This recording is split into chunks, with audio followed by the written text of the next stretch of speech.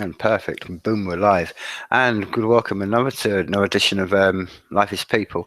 And I just want to go straight into this because we got very much shorter time. So I want to go straight into how you doing, my friend, today, Phil? Pretty good so far. Besides the lack of sleep that we were just talking about a little while ago, I'm battling on as usual.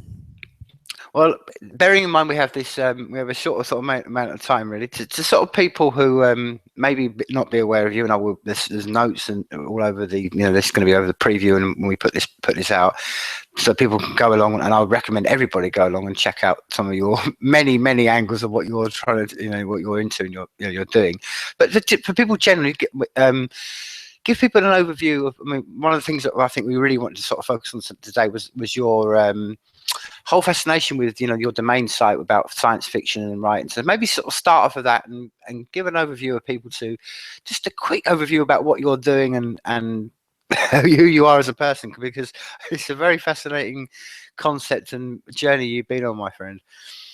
Yeah. Okay. Well, just with respect to the domain science fiction site, that came about because I guess, although I mean, my background has been that I started off as in biomedical research, and I did that for some number of years, and then I eventually got into IT with my father. He was an industrial chemist, and he took his retirement money, and we set up a PC retailing, and then I ended up spending 30 plus years in IT. But so I've had that scientific background, I guess, and but also the original stuff that I'd done the degree in was sort of in, as well as genetics, it was sort of zoology and environmental science. And I'd been aware ever since I was a kid, actually, and I've just turned 64, but I've been aware ever since some of the books came out in the early 60s about the sort of problems that the environment was having. And I'd been aware of that all the way through everything else that I'd been doing. And I guess what was happening was that although I was involved in other sorts of science and IT and whatever, always in the back of my mind was this thing that was bothering me about all these environmental problems that were happening. And they looked like they were getting worse and worse all the time. Now, while all that was going on, of course, although my main interest had been science, I guess, when I was at high school, my two biggest interests, and they were the two subjects that I did level 1 study at, which, I mean, won't make any sense to people outside of New South Wales, but I was doing level 1 science, which was biology, and level 1 art. So my interest was split between science and biology and art, and predominantly Southeast Asian art. So that's where my two main interests were. But when I was going to end up going to uni, I had to choose between them, basically, because I didn't think that I was going to be able to successfully do both of them at the same time. And I eventually just chose science, and I thought, I'll keep going with the art in my own time. But of course that didn't really work out. But while that was going on, I always had this thought that I'd be interested in doing some writing as well. And I'd never really done a lot of that. And so by the time, I'm hitting mid-50s and whatever, and I'm starting to get a bit anxious about the environment falling apart and wondering, what I'd been through the biomedical research and the IT business, and I was sort of gradually sorting out what projects I was going to continue to be involved with from the scientific and technical side.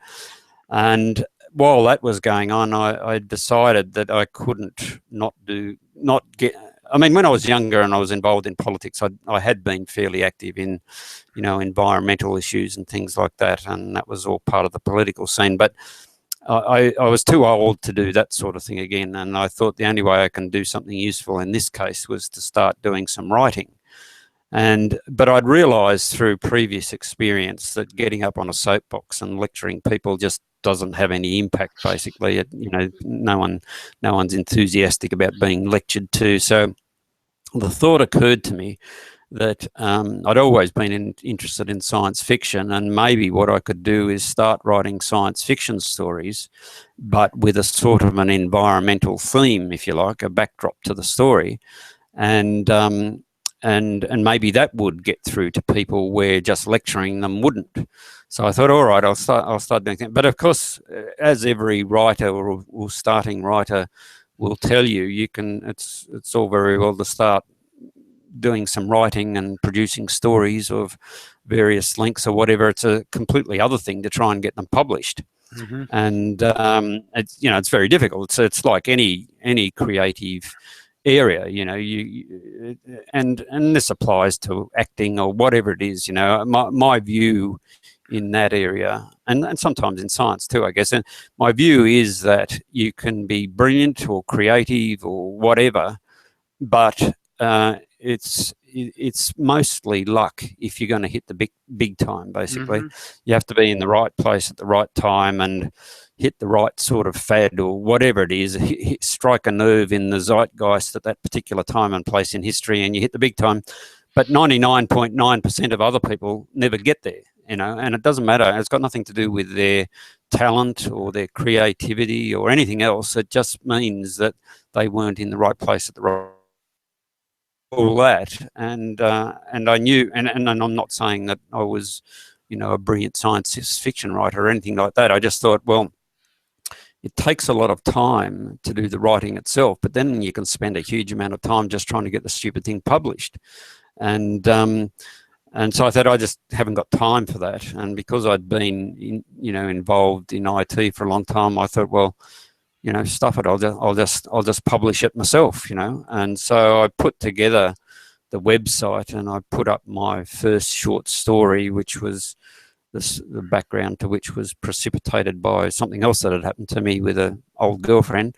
And but then once I'd got going, of course, and I started letting people know that I'd set up a website for sort of new or more or less unpublished authors, I started getting a fair amount of interest and people sending me their manuscripts for putting on the site. Now, that's been going reasonably well, but unfortunately, like some other things that I'm doing, I can't keep up with everything. And there's about 20 stories on there at the moment, and I've got about another 20 odd to look at. And, if the publishing rate is about 45% at the moment of the ones that I'm getting, and I read them myself, so I'm basically the editor. But if I need extra,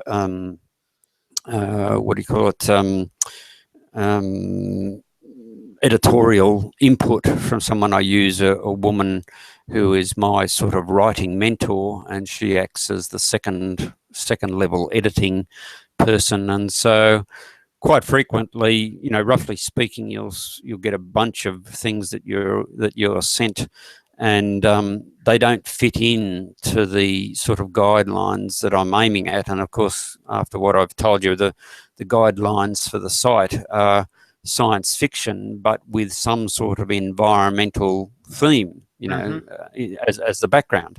And so some people send me stuff and it's just quite out of the guidelines. Even if the story is good, it gets ruled out because it doesn't fit into the guidelines.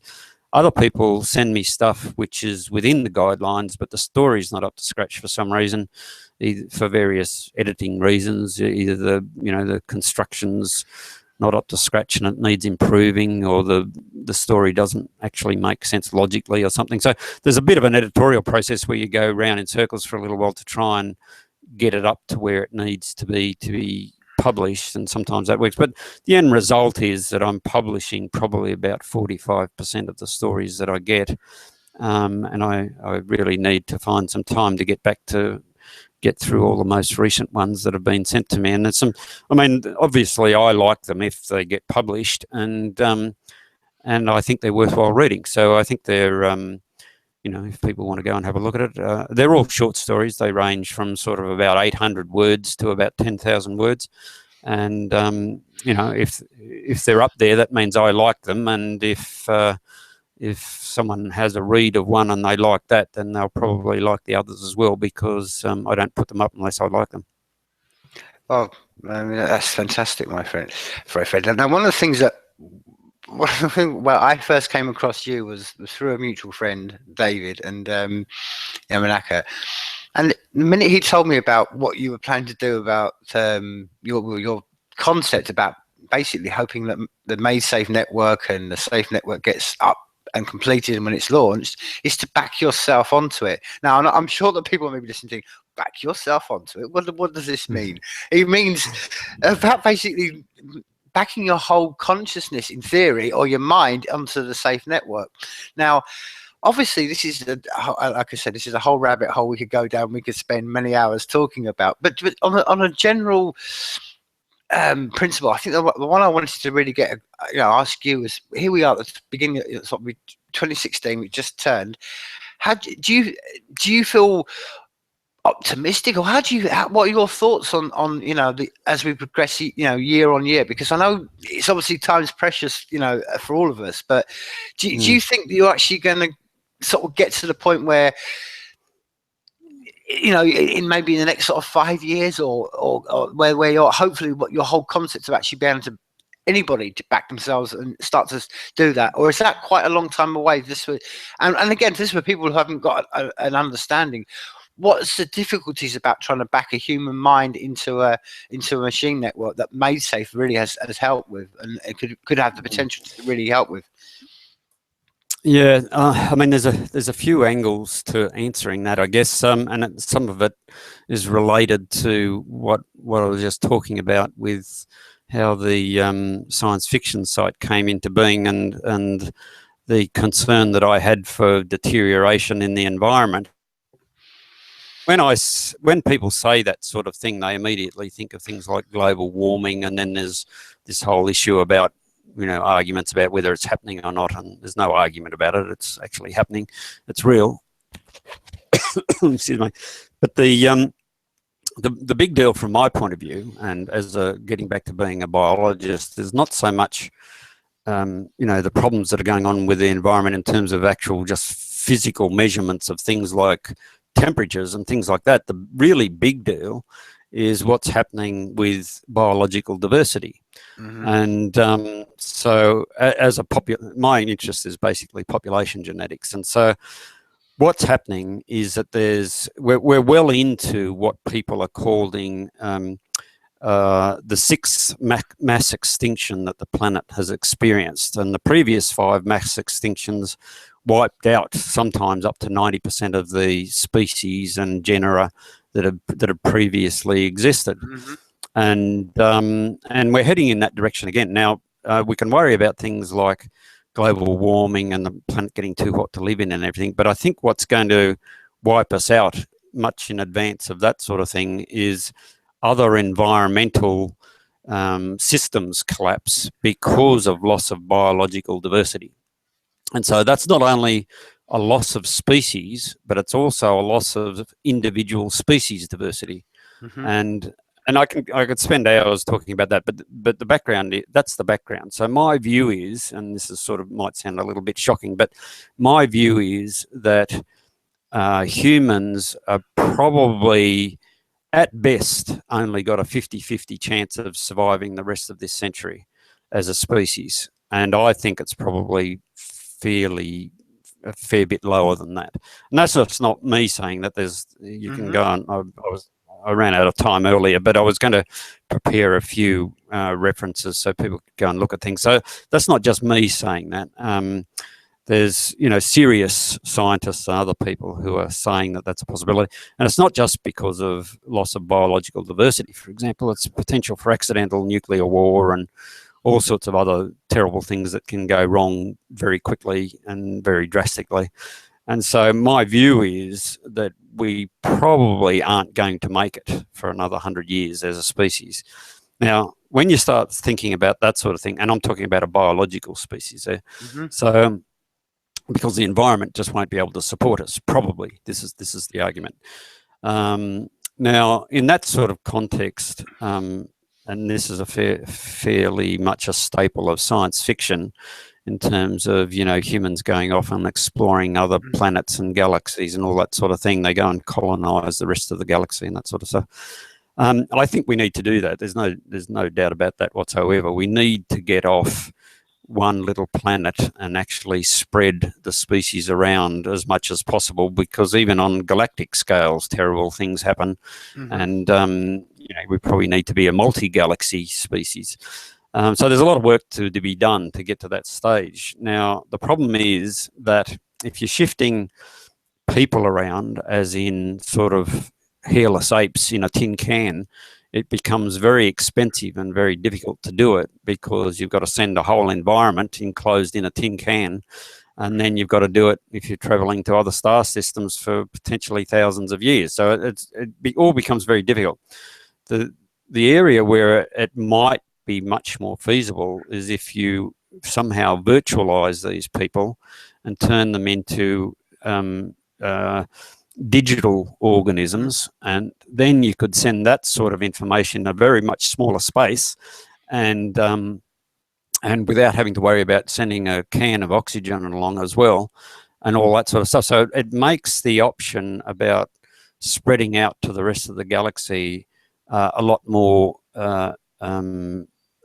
It seems like it should be a lot easier to do that sort of thing. And then presumably once you get to another planet or other places where you want to be a biological species again, if you've got all the appropriate technology, you can reconstruct the physical person and as a biological organism, and they can start doing the things that they normally do. So that's one thing. But the other thing, which is a sort of a theme of the stories that I'm writing for the domain science fiction stuff, is that we are heading towards a sort of a catastrophic episode where biological species don't survive, basically. And so the background to the stories I'm writing is that we do convert ourselves from being biological organisms into digital organisms and living in a virtual world, basically. Now, I won't go into much of the detail because that'll spoil the story, but I'm just saying that because this sort of fits in nicely with where SAFE is going, because and some of the other projects that I've got going is to do with scanning human brains and working out how things like memories work and storing human brains and all that sort of stuff. And so if we can get that digital information and store it safely, then we've got the opportunity of doing something with that information later, whether it's just recovering the information as memories that could be viewed or listened to or whatever, or whether it could be that information could be used to recreate another virtual or synthetic human being or something, is an argument for the future. But that's where things are going. Now, the problem is that all this stuff takes up huge amounts of space. And also there is the backup problem. I mean, if I do it all on a big server at my house in Cowra, and then there's a fire that goes through the place or whatever, then I lose everything. So the obvious thing to do is to make use of a technology like SAFE and to upload this 100 terabytes, which represents a human brain, onto the SAFE network and have it in multiple copies around the planet. Now, that doesn't help if the planet itself gets wiped out, but at least that's the first step. We've got to do these in stages and steps. So that's the first step. That's where I'm trying to get to at the moment. So, to link on that very point you were just making then about the, you almost sort of, I say this because I'm an artist, my friend, so we have the tendency as artists to go to the very dark side of how humanity could go in the future. So I get you on that one, my friend, as well. But I equate this moment of where we are as a species to, we're like, and again, this is my understanding, but it's like we're like a caterpillar at the moment, and before it transmutes into a butterfly and goes through that metamorphosis process, its last few moments are all about gorging and eating as much as it can, and then it goes into the pupae and becomes a butterfly. So if you looked at the caterpillar, you go, wow, that's got no chance. It's going to eat all its environment. It's going to be wiped off. That's how I see us as a human species. We're this thing on the planet, and we're just gorging and we're eating away. But as much as we could, like you say, we could just wipe ourselves off with that consistency of eating away. Maybe that's, I see it.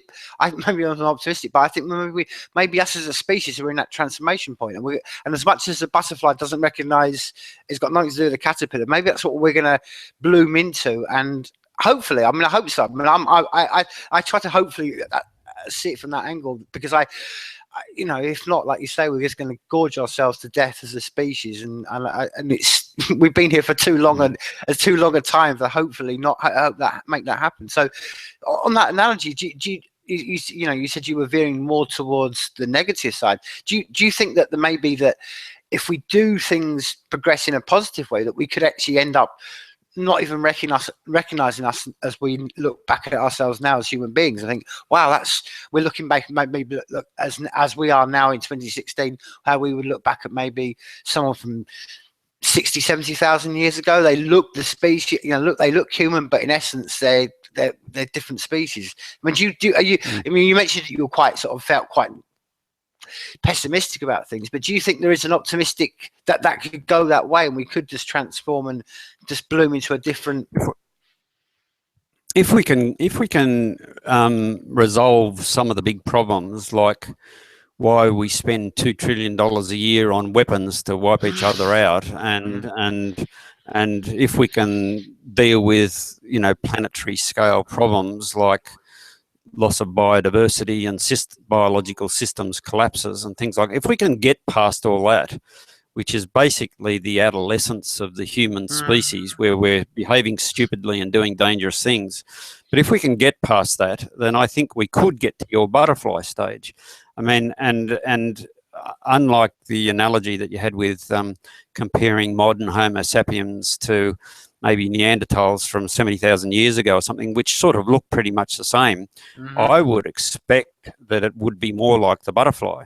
Because if you can get to the stage in the not too distant future where we've got, you know, virtually unlimited control over our own personal genetics, I'm not talking about modifying the genetics for future generations, but over your own personal genetics, then if you decide, for example, that you would prefer to be a dolphin for a while, or some other water, or some sort of fish or something, and swim around in the water for a few decades, then it's not inconceivable that you could actually modify your own physical person with some fairly sophisticated genetics, of course, and maybe some extra technology added in. But it's not unrealistic to think that you could modify yourself so you could behave like a fish, or you could modify yourself so that you could live on the surface of Mars without needing a spacesuit and without needing too much extra in the way of stuff to breathe for oxygen or whatever, because you've worked out some other way of doing it. So there's all sorts of possibilities if we can just make it past the next few decades. And I think the butterfly example is the way it could go. You would end up with potential in 1,000 years, for example, you could end up with thousands or millions of things that basically look like different species, but have all evolved because of, you know, active genetic intervention from the original Homo sapiens. So there's all sorts of possibilities, but we've got to get past some of these major problems first. Well, I mean, this is where you start maybe stepping into sort of metaphysics and become quite esoteric and philosophical, because I've always sort of seen, I'm the same as you, I kind of look at nature, like the idea that people try to feed us this lie that we're separate from nature. We're not. We come from nature. We're going to go back. We're all exactly. But I think the point I'm trying to make is I just think there's this urge for life in the universe, and I've always sort of seen that whether it's the quantum level, whether you stream that up, and as we've learned more about chaos theories and stuff, we're all connected. Entanglement happens at a very tiny, that level. Entanglement happens. That happens at quantum level. So what I'm trying to say is I think there's an urge for life. I think there's an urge. That's why I'm optimistic. I think there's just the universe itself has an urge to live. Now, whether we, like you said, whether we're going to recognize ourselves as human beings, that's but to me is beyond the wayside. I think, but I do think the consciousness that what we are as a species will push through. I just think that's just the nature of maybe the universe itself. I hope so, because if not, we like you said, maybe the nature of the universe is just to have dead vacuum forever. I don't know, but that's how I tend to view it. There's two different things, I guess, with just responding to what you were saying. I mean, I think all the evidence, that we've been seeing since, we've been making a lot of progress with, things like Hubble space telescopes and lots of other technologies and whatever. It looks like the evidence is that life is going to be fairly ubiquitous throughout the universe. Wherever there's anything vaguely resembling water and other things, that you will find life exists. Now, the question is, if that's true, how frequently does it happen that you get intelligent life? Mm-hmm. My view is that that's going to be very much less frequent. And so I don't have any religious or superstitious angles to anything. And my view is that if there is a destiny for Homo sapiens, then it should be as a race of scientists that explores the rest of the galaxy and the universe and just spreads out everywhere. So that means that, now that doesn't mean that they spread out as hairless apes in tin cans of air. That doesn't necessarily follow, but it means that people with minds and intelligence and consciousnesses can spread out. And I think that's the destiny of humans, I think, to spread mind, spread mind out to the rest of the universe, basically. And I think we really have to do that because, like I said, having all our eggs in one basket on a little planet is a very dangerous thing to do. Of course, we can see that just from our history with all the other millions of species that have disappeared so far. But even if we get off this planet and spread to moons of Saturn and Jupiter and Mars and the moon and whatever, even if we did that, that's still a fairly small goldfish bowl as well. We really need to get to other star systems because, there are things that can happen in the galaxy that can wipe out whole galaxies at a time. So we really do need to spread out as much as we can. But for someone who's maybe been down this path for a long, for further than most, definitely myself. I mean, surely you must sort of feel that we're regressing as a species because the information, the idea that we're having this conversation was, 10 years ago was kind of a wild dream. 20 years ago, when we were kids, it was a fantasy that we sit there, talk on screens. Yeah. I mean, so I mean, you must have sort of seen a massive amount of progress, even from a scientific level, right to a species that I don't know. I think we're getting there. I mean, don't get me wrong. I mean, we ballooned as a population, and there's far more of us when I was on this planet than when I was born onto this planet. But I don't know. I think what gives me the optimism, I think, why I'm more sort of optimistic is I just think that maybe us as human beings aren't going to come and save each other, but us in tandem with the artificial, which I don't like using, the intelligence that's being formed around technology, I think that's what excites me. I mean, this exponential rise and the speed of how the two will come together. I mean, you must surely, even in just take your love and your knowledge of, like you said, bioscience. I mean, the amount of knowledge that we've gained in the last 20, 30 years must be off the scale compared to the 20 years before that, surely. It's staggering. Yeah, it's just, I mean, it's exponential increase in information and knowledge. It's just mind-boggling. But for example, when I was a kid and I got interested in genetics, I looked at a scientific magazine that would come out every week at the shops or whatever, and the reason I got interested in genetics was because there was a diagram of breeding a white mouse with a black mouse and getting all black mice, and then you breed the two of the black mice in the first generation and you get 3 black mice and 1 white mouse. And I thought, well, why does that happen? So I got interested in that. But that was a very simple Mendelian genetics sort of understanding of things. And it was only, 50 years before that we had absolutely no idea whatsoever what the mechanism of inheritance was. Now we've got to the stage, not only do we understand it, but we're actually manipulating it at a molecular level. It's just flabbergasting and mind-boggling. Now, all that is amazing, and I love it, and it's fantastic. And like you were saying about the, the technology and whatever, I'm anticipating that artificial intelligence, if for want of a better word, will help us solve a lot of these problems. But the other side of the coin is, it's just like the atomic bomb, or well, maybe that's not a good example, but it's like any technology. You know, if you think of, well, dynamite's a good example. For example, that was originally developed for mining and other things, to dig stuff out of the ground and whatever. But of course, the other side of what that can be used for is blowing people up and blowing buildings up. So whenever you develop an incredibly powerful technology, you also create the potential for doing a lot of damage and doing a lot of harm and whatever. And so even with, I'm quite aware that even with this molecular genetics, for example, that it's getting to the stage where a hacker a biohacker in a basement could produce a superbug that he decides to release to the world because it's time humans were erased from the planet. And so it's getting to the stage where, a mad person in a basement could actually do that. So, but from my point of view, the point of medicine and science and all of this is to make people, to allow people to have the best possible life that they could have. I mean, if you're born with physical defects or mental defects, or you get damaged in the course of your life or whatever, what we should be doing, instead of spending $2 trillion on weapons every year, is fixing all these people up.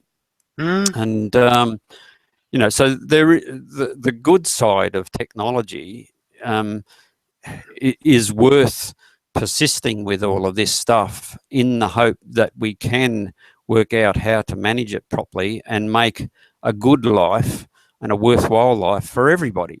And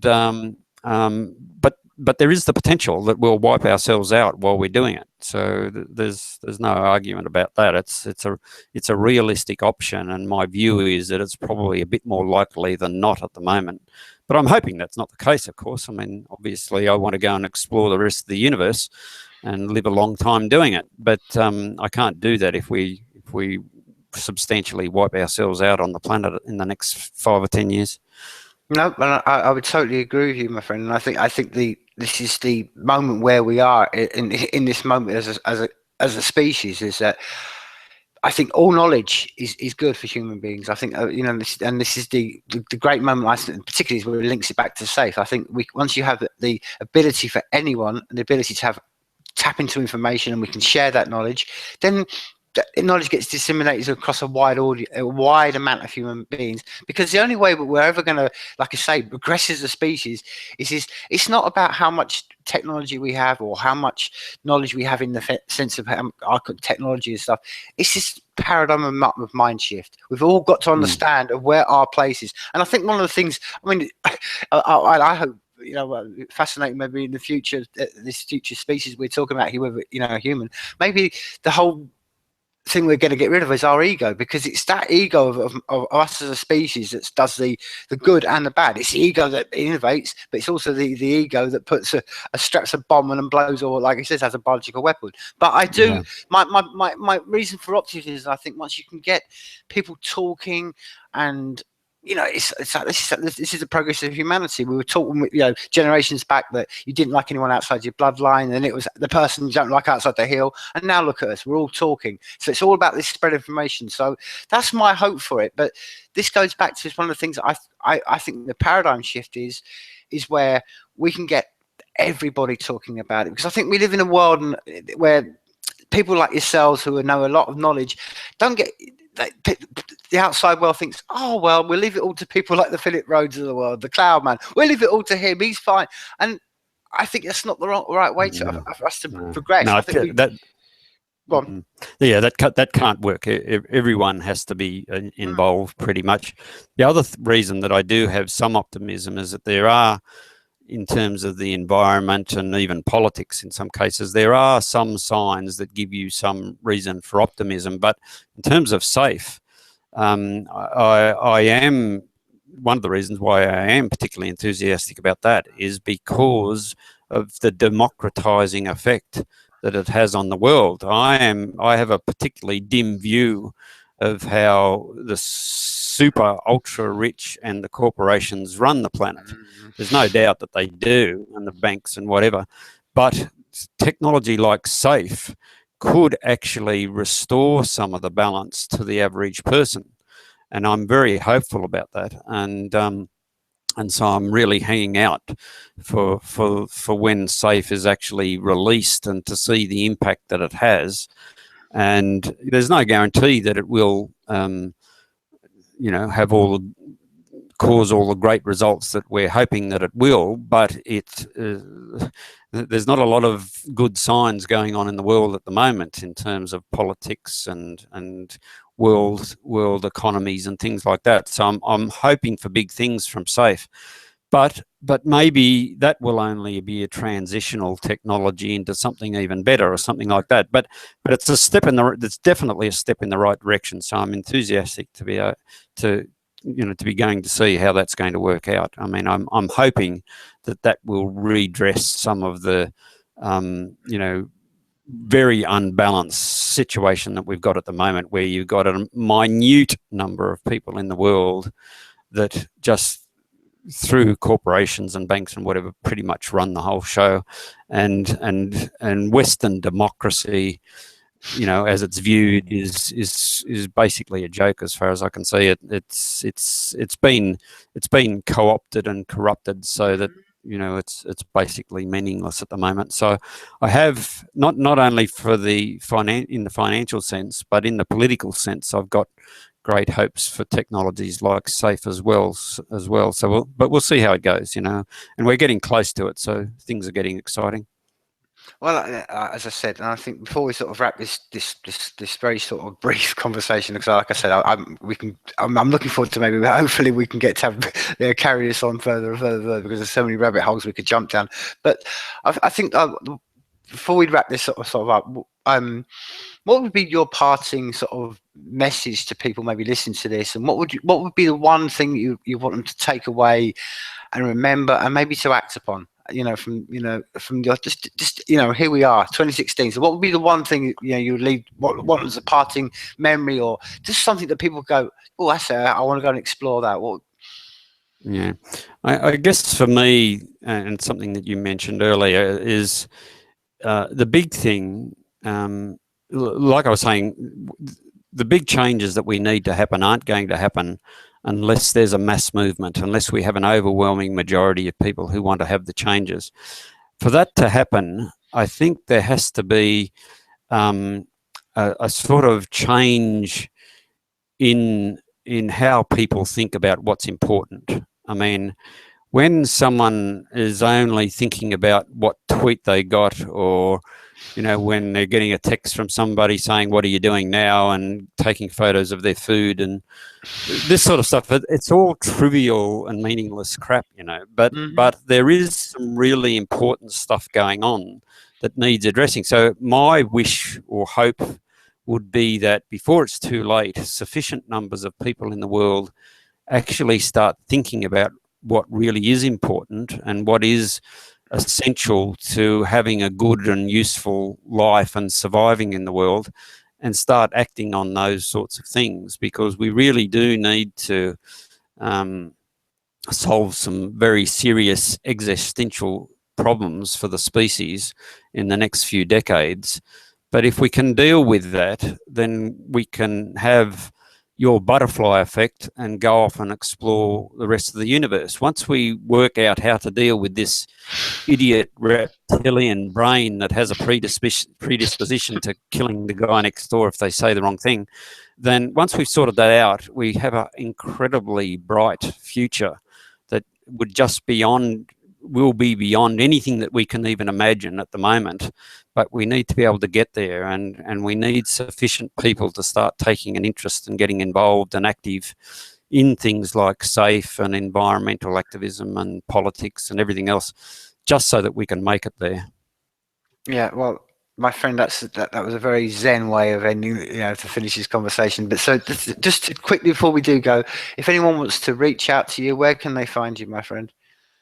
Well, if people are interested in the different projects, probably the easiest thing is just to go and look at the personal website, which is philiprhoades.org, and that's Philip with one L and Rhoades with an A in it, RHOADES.org, and that's got a list and links to all the other projects and websites going and active, or either that, or you can just do a Google search for Phil Rhoades and cryonics, and that'll find me as well.